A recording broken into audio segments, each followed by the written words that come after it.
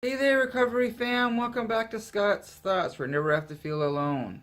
Bringing to you again another reading from the Just for Today book. It's a part of the NA literature that helps me, gives you something to work towards during your day, to pray and meditate on during your day, and gives you something to work forward and to strive towards throughout your day.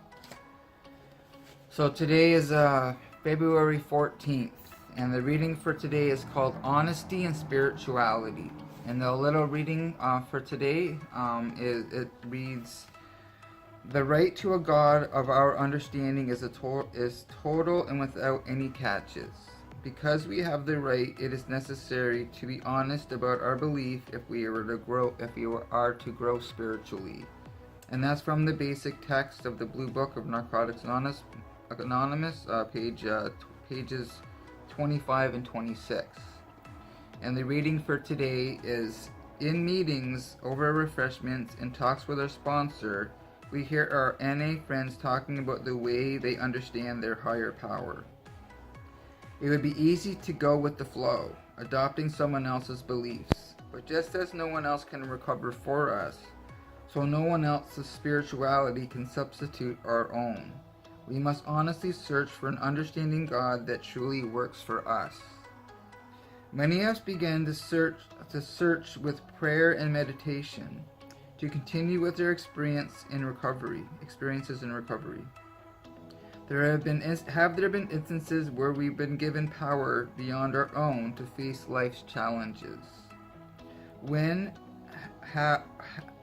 we have quietly sought direction in times of trouble, have we found it? What kind of power do we believe has guided and strengthened us? What kind of power do we seek? With the answers to these questions, we will understand our higher power well enough to feel safe and confident about asking it to care for our will and our lives. Our borrowed understanding of God may do on a short haul, but in the long run, we must come to our own understanding of a higher power. For it is that power which will carry us through our recovery." And there's always a Just for Today reading, and it says, just for today, I will seek a power greater than myself that help me grow spiritually. Today, I will examine my beliefs honestly and come to my own understanding of God. So this was a crucial part in my recovery. When I did come into recovery, I have an alternate belief system. I'm not Christian. I'm not atheist, but I'm not Christian either. I believe in God, absolutely. I just believe that there's so much more than just the word God or just the fellowship of some organized religion and stuff like that. So I have when I came into recovery, I was very fortunate to be informed that recovery is a spiritual program, not a religious program. If recovery was a religious program, and I had to convert to some idealistic views of what I must believe, I wouldn't be in recovery, and I don't believe I would be here today. And because I had that understanding of recovery being a spiritual program, I grabbed onto that for dear life because I wanted to live. I wanted to live.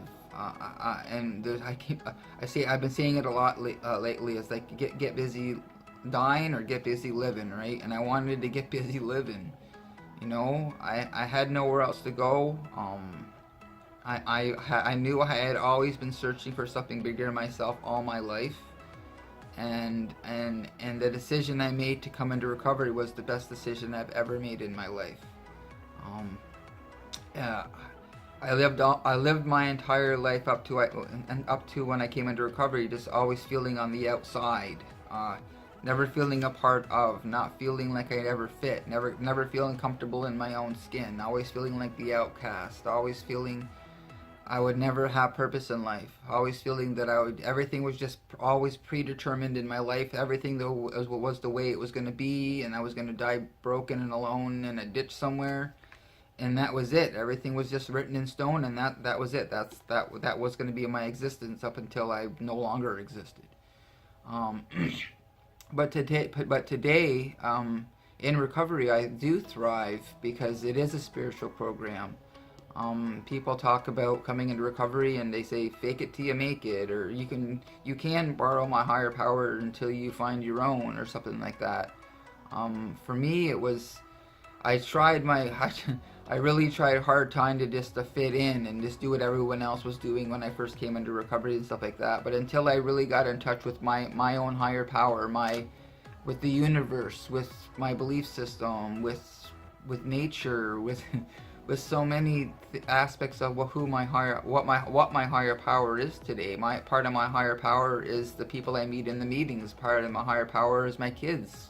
Part of my higher power is nature and my belief system, and there's other aspects about like the secret or the four agreements and stuff like that I incorporate all that positive reinforcement into my life as my higher power as well. So the whole spiritual aspect of recovery, that's what saved my life, because I no longer felt alone. I could come and I could fit somewhere. We talk about how there's as many higher powers as there are people in recovery, right? And I identify with that because my higher power, even in itself, is very eclectic, right? It's very eclectic, and I'm able to fit in. I fit in recovery because everyone does have their own higher power or understanding of what their own higher power is. Until I reached out and I fully surrendered to my higher power, and I reached out and asked for help. Nothing was truly going to change in my life. I had to get to that point of desperation again in recovery, because I still wasn't totally surrendering to my higher power, and I was still trying to make life fit, and my life just continued to get messy, and unmanageable, and when I got to the point in my life and in my recovery where I surrendered and I okay, this is hurting too much again. I need help. And when I asked for help, that help was there.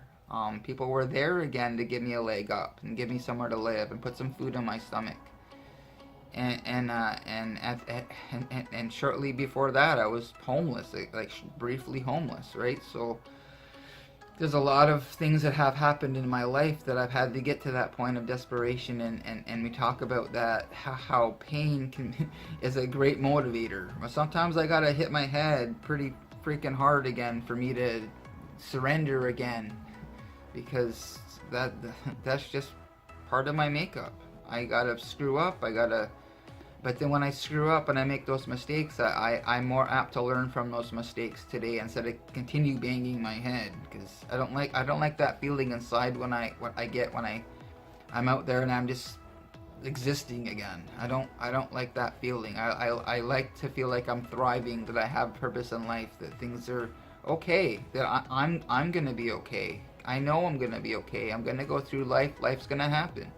Just because I put the bottle or the drug down doesn't mean life doesn't stop happening, right? So today I have some better healthy coping skills today. I have some communication skills today and stuff like that. And as long as I keep talking and I keep moving forward and I keep doing my best to progress in my life and in recovery, that's when I feel like I have purpose. That's when I'm giving this away to someone else, right? So I gotta give this away to be able to keep it, right? So yeah, I hope everyone is doing well.